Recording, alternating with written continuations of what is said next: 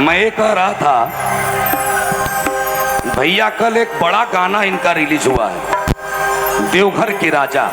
आज भाई कल ही आपने दिखाया था तो मुझे लगा कि इस पर दिखाया जाता तो लोगों ने कहा नेट कम चल रहा।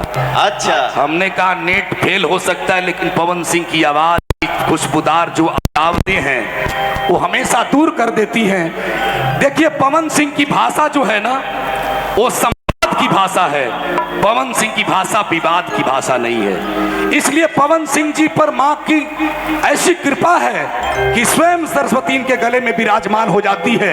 मैं देवघर के राजा को कौन कौन सुनना चाहते हैं जो आज रिलीज हुआ है, जरा एक बार हाथ उठाइए।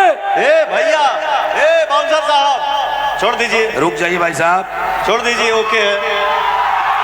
एक बार पवन सिंह जी ने कहा कि मैं जहां से खड़ा होता हूं वहीं से भोजपुरी खड़ी हो जाती है। जरा सोचिए, जरीन को भी डांस करा दिया, राजकुमार राव को ऐसा डांस कराया कि रातों में आई नहीं सुपर डुपर हिट हो गया। और फिर उनकी फिल्में आती है, अभी आई है लेकिन चली नहीं। ये पवन सिंह के गाने का रुतबा बड़ा है कि पवन सिंह ने बहुत बड़ा करके उस गाने को खड़ा कर दिया। लेकिन राजकुमार राव पवन सिंह जी को इतना प्यार करते कि उन्होंने कहा, पवन सिंह तुम नक्षत्री पुरुष हो, तुम जिसके कंधे पर हाथ रख देते उसकी गाड़ी निकल जाती है। इसलिए पवन सिंह जी ने जिसको गाना सिखाया वो भी सुपरस्टार हुआ। पवन सिंह ने जिस गीतों में अपने को गुनगुनाया वो गायक भी हिट हुआ। पवन सिंह ने जिस राइटर का गीत गाया वो आज भी सुपर डुपर हिट हो जाता है। इसलिए भोजपुरी को आप पर नाज है और मैं बड़े दिल से अनुरोध कर रहा हूं कि यहां से लेके वहां तक जो लाखों लोग खड़े हैं, आपकी दीवानगी ये बताए कि देवघर के राजा को सुनना है तो पवन सिंह के इतनी ताली बजाइए कि मुंबई तक आवाज जाए कि भोजपुरी का कलाकार कितना जिंदा दिल है। दोनों हाथ ऊपर उठा करके जोरदार ताली बजाइए। देवघर के राजा पवन सिंह जी ने जिस दिल से गाया है, मैं उस फील का एहसास करा रहा हूं। वो आज रिलीज भइला, 2 लाइन गा दीजिए। सौर्या फिल्म से हमारे एक सावन के गाना आज सुबह में रिलीज भइला, जौने भजन के टाइटल बा देवघर के राजा। वाह,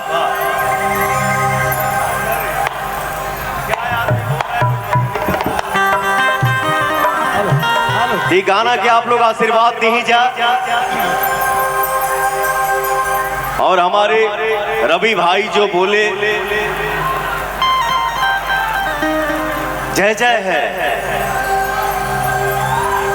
ये जो जनता हमारे लिए भगवान है, इन्हीं का आशीर्वाद किसी को कुछ भी बना देता है। हम आप कुछ नहीं हैं, सारे कलाकार हैं, सब कोई अच्छे हैं और भगवान सबको आशीर्वाद दे, आप सब आशीर्वाद दें कि सब लोग तरक्की करें, सब लोग आगे बढ़े, हम सब मेहनत करें, हम सब खूब आगे बढ़े।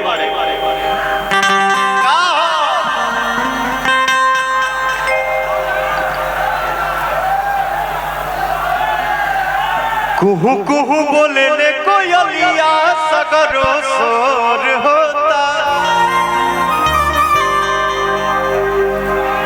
उगले सूरज देव लाल के जग में। थोड़ा थोड़ा थोड़ा साउंड कम करो यार भाई भाई।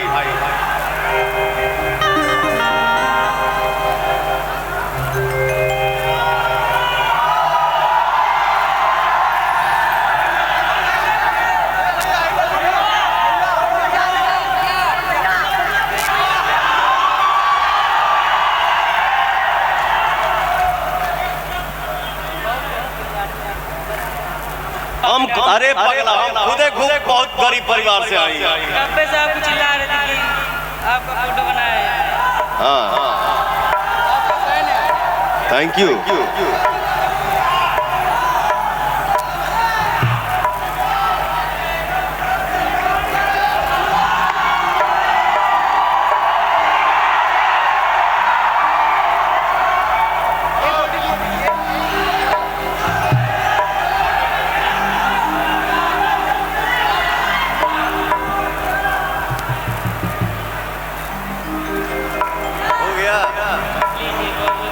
थैंक यू बेटा, बहुत आगे बढ़िए।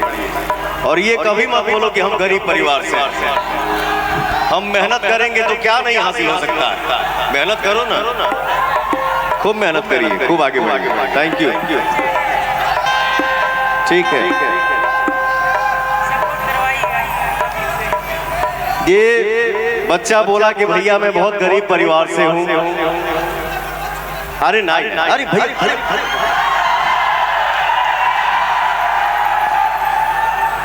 आपके चैनल का नाम क्या है? अंश आर्टिस्ट 2025। अब 2025 के बाद ना, अरे पगला यूट्यूब चैनल खोले हो तो ये 2025 क्या होता है? हाँ तो नया बनाए हो तो ये साल हटा दो, क्योंकि चैनल पे आप कभी भी कुछ भी छोड़िए तो हमारे जनता को लगना चाहिए कि कुछ नया आया है मार्केट में। ठीक है, तो इसको आपको लगे तो आप चेंज कर लीजिएगा मेरे हिसाब से। बाकी आपको जो अच्छा लगे सो करिएगा। लव यू बेटा। चलिए। कुहू कुहू बोले ले कोयलिया जग में शोर होता। उगले सूरज देव लाल के जग में अजोर होता।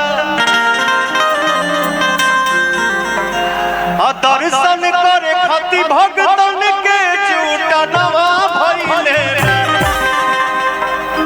दर्शन करे खाती भगतन के झूठा नवा भइले। ए भोले बाबा खोली ना होके बढ़िया।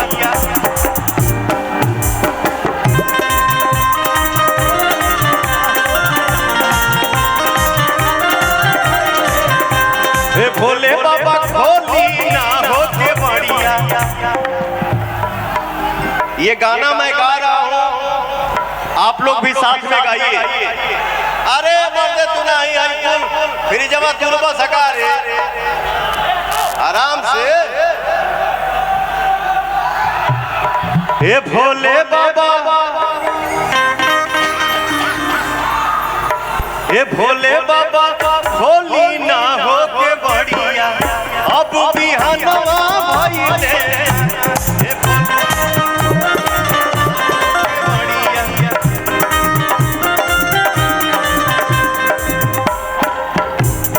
भोले बाबा खोली ना होके बढ़िया।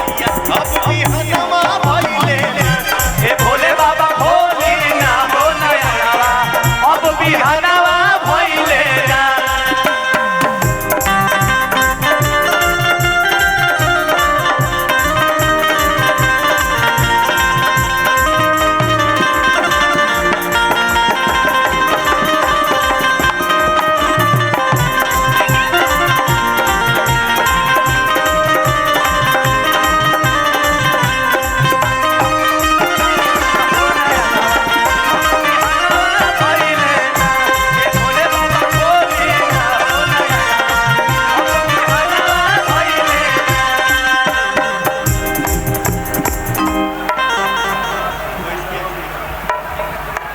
ऐसा माइक बाकी हमार बनलो आवाज पता ना का होगा।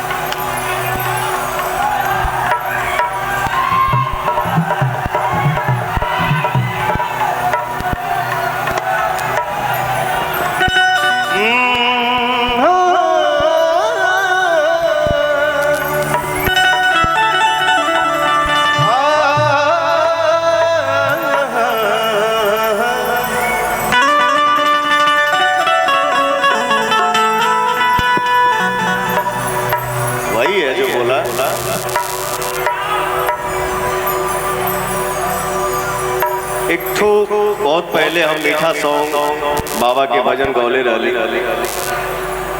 जे के आप सब बहुत सारा आशीर्वाद दिला जा, प्यार दिला जा। पार्वती जी कहतारी कवि के भाव